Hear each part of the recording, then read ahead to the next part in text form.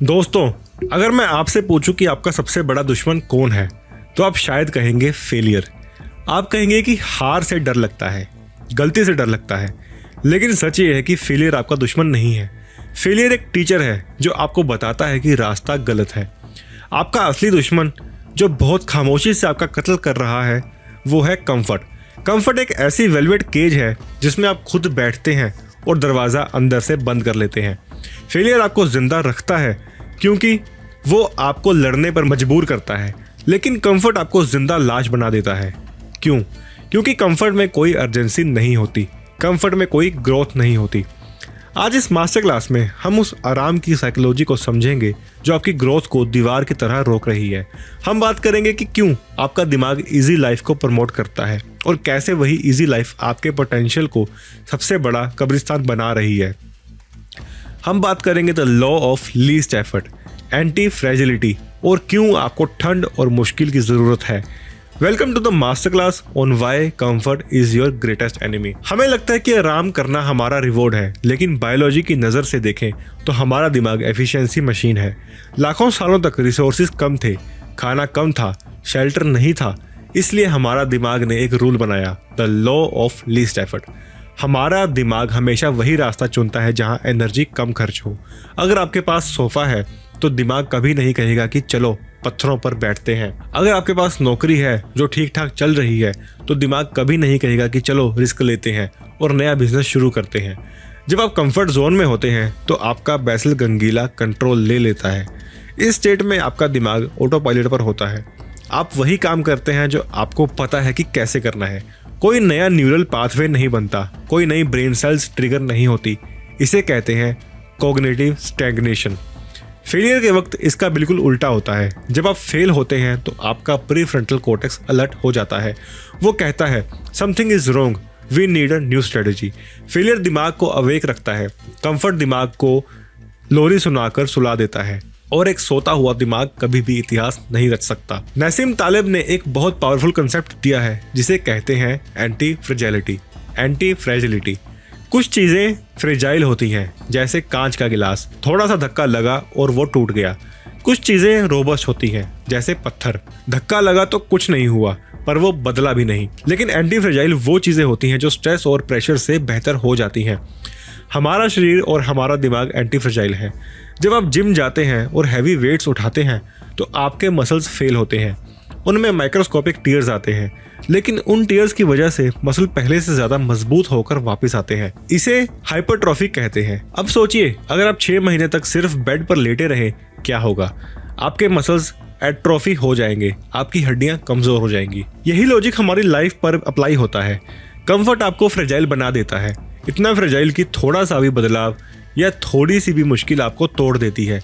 Failure आपको anti fragile बनाता है। हर बार जब आप गिरते हैं और उठते हैं, आपकी मेंटल टफनेस बढ़ जाती है, आपका टॉलरेंस बढ़ जाता है। Comfort is dangerous because it lowers your threshold for pain. जब आप हमेशा आराम में रहते हैं तो छोटी सी प्रॉब्लम भी आपको पहाड़ जैसी लगने लगती है।